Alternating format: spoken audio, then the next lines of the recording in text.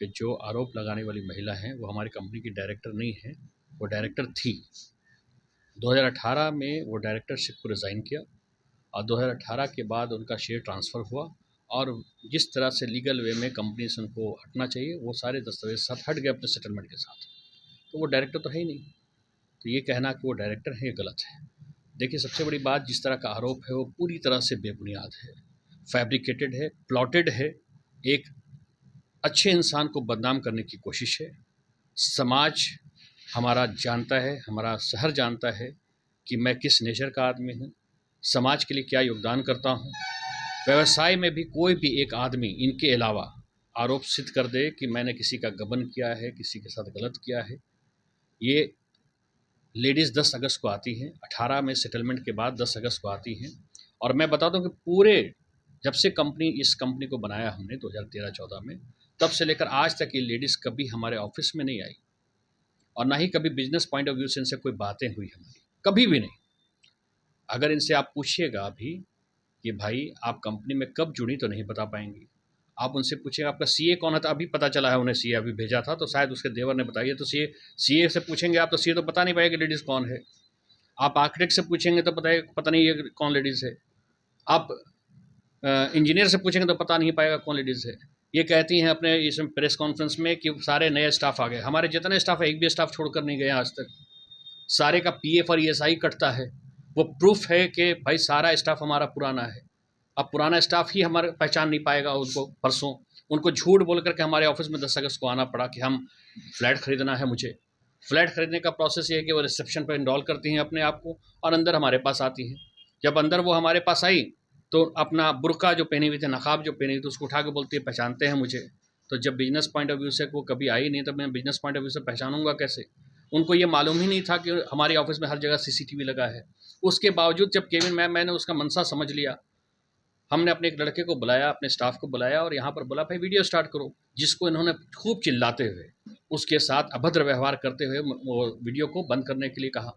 जो हमारे पास साक्ष्य है कि किस तरह का बिहेवियर उन्होंने किया और किस तरह का बिहेवियर हमने किया, उनकी एंट्री से लेकर एग्जिट तक टोटल फुटेज हमारे पास है। अब उसके बाद यहाँ से निकलती हैं वो और वो जाती हैं थाना में, थाना पर हमारे पर एफआईआर कराती हैं। एफआईआर क्या लिखती हैं कि हमने उनके साथ मारपीट किया, गाली गलौज किया, अभद्र भाषा का प्रयोग किया, हमारे साथ धक्का मुक्की किया, हमारे साथ हमारी इज्जत पे हाथ डाला। आप एक चीज़ बताएं, इस तरह की सारी बातें आपने लिखा, लेकिन उनको ये पता नहीं कि सारे फुटेज जो हमारे पास हैं वो 1 सेकंड में उनको बता देगा कि सारी बातें बेबुनियाद बातें और लांछन हमारे ऊपर लगाया गया है। अब एक चीज़ बताएं कि दूसरा उनका लांछन लगा है कि हमने उनको 65 लाख रुपए के बदले 2 करोड़ 80 लाख रुपए देने की बात कही थी। अरे भाई, किस बिना पर आपको 2 करोड़ 80 लाख मिलेगा?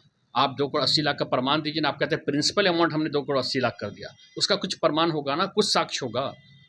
कुछ एक व्हाट्सअप वो दिखा रही हैं, वो भी फैब्रिकेटेड व्हाट्सअप है, वो भी किसी तरह से प्रूफ नहीं कर पाएंगे। वो बोल रहे एग्रीमेंट दिया है, एग्रीमेंट बगैर साइन के वैलिड होता है क्या? मैं आपसे सवाल करता हूँ। उस पर ना उनका साइन है ना हमारा साइन है, वो कहते हैं एग्रीमेंट दे दिया है। तो ये पूरी प्लॉटिंग की गई है मुझे फंसाने की और फंसा करके मुझे डिफेम करने की। मैं कहता हूँ आपके माध्यम से मैं पूरे गया शहर और गया ज़िला के लोगों से कहना चाहूँगा कि ऐसे परिवार से, ऐसे लोगों से, ऐसी औरत से सतर्क रहें। ये किसी को भी पैसा के नाम पर, जो इंसान से पारिवारिक संबंध कभी घर पे रहा, उसने मेरे ऊपर अगर ये लांछन लगाती है, जिसकी शादी करवा के हमने लाया घर पे कि मैंने उसकी इज्जत पे वार किया है, तो वो और नीचता की सरी पराकाष्ठा उसने पार कर दिया।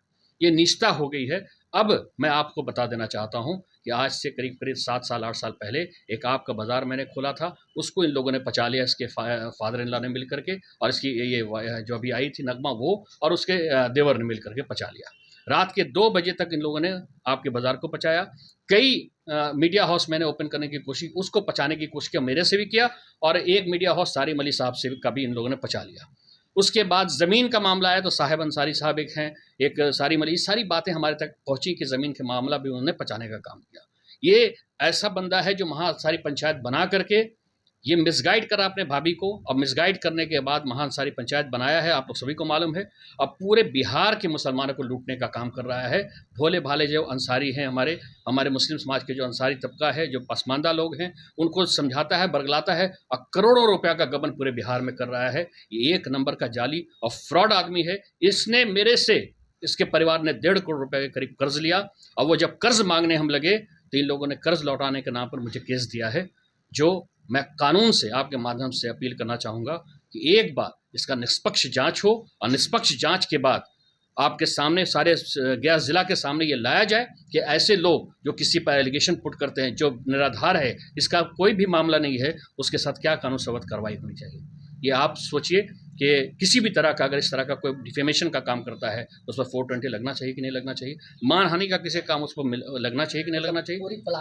पूरी प्लानिंग के साथ इन्होंने प्लॉट किया है और हमें लगता है कि बहुत जल्द उसका जवाब उनको मिलेगा कि इस तरह का हरकत करने वाले समाज उनको छोड़ेंगे नहीं। देखिए, हमें एक लाइन बहुत अच्छे से याद है कि सत्य हमेशा परेशान हो सकता है, पराजित नहीं। और हम अपने कानून में, अपने शासन प्रशासन में, अपने सरकार में पूरी तरह आस्था रखते हुए मैं जानता हूं कि कानून संबद्ध कार्रवाई होगी। अगर मैं गुनाहगार हूं, मुझ पे हो, और अगर उन्होंने कानून का दुरुपयोग किया है तो उन पर होना चाहिए। इनके खिलाफ भी एफआईआर दर्ज कराएंगे आप? देखिए, अभी प्रोसेस है, लीगल बातें हैं, एडवोकेट्स हमारे समझ रहे हैं, एडवोकेट क्या करेंगे क्या नहीं करेंगे, हमारे एडवोकेट्स इस पर काम कर रहे हैं। अब उस पर आगे आने वाले समय में आपको पता चल जाएगा क्या हो रहा है क्या नहीं हो रहा है इस मामले में।